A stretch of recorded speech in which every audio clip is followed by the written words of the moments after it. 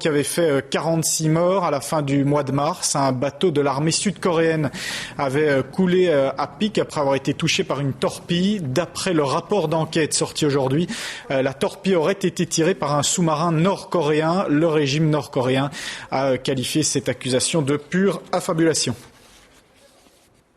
En bref, les sites Facebook et YouTube ont été fermés au Pakistan, fermeture provisoire jusqu'à la fin du mois de mai. Une fermeture demandée par la Haute Cour de Lahore en raison du contenu jugé sacrilège de ces sites. À l'origine, le lancement sur Facebook d'un concours de caricature de Mahomet.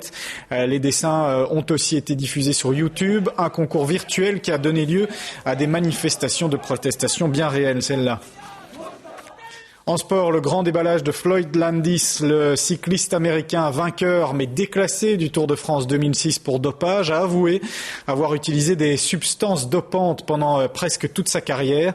Le coureur dit avoir été aidé et conseillé par le Belge Johan Bruyneel et par Lance Armstrong. Pascal Bolekens. Vainqueur du Tour de France en 2006, Floyd Landis avait été contrôlé positif à la testostérone. Il avait été déchu de son titre et suspendu pendant 2 ans. L'Américain a toujours nié s'être dopé. Enfin, jusqu'à aujourd'hui. Aujourd'hui, il change d'avis et il se lâche pour soulager, dit-il, sa conscience. Il faut savoir qu'en matière de dopage, les délais de prescription sont de 8 ans. Ici, une enquête peut encore avoir lieu jusqu'en fin juin de cette année. Landis veut que ses aveux servent. Car depuis qu'il parle, il balance aussi sur les équipiers, les directeurs sportifs et tout un système. À l'époque, il était dans l'équipe de l'US Postal de Lance Armstrong, dont le Belge Johan Bruyneel était le directeur sportif.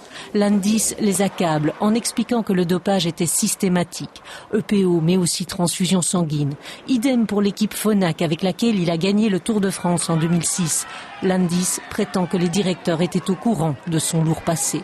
Mais quel crédit accorder à ce cycliste qui a menti pendant de si longues années? L'Union cycliste internationale déplore qu'il accuse des personnes sans laisser le temps aux instances compétentes d'investiguer. À un peu moins d'1 mois de la grande boucle revient donc le spectre du dopage. Et pour terminer en football, les Diables Rouges ont gagné hier soir en match amical face à la Bulgarie au Stade Roi-Baudouin. Après un premier but bulgare en première mi-temps, les Diables ont marqué 2 fois en toute fin de match.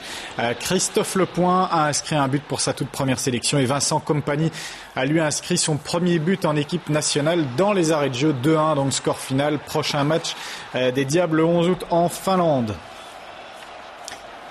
Alors, retour de l'actualité à 19h30 avec François de Brigode. Tout de suite, la météo de plus en plus ensoleillée. Puis, votre magazine au quotidien qui fête ce soir sa 1000e édition. Bon début de soirée à toutes et à tous.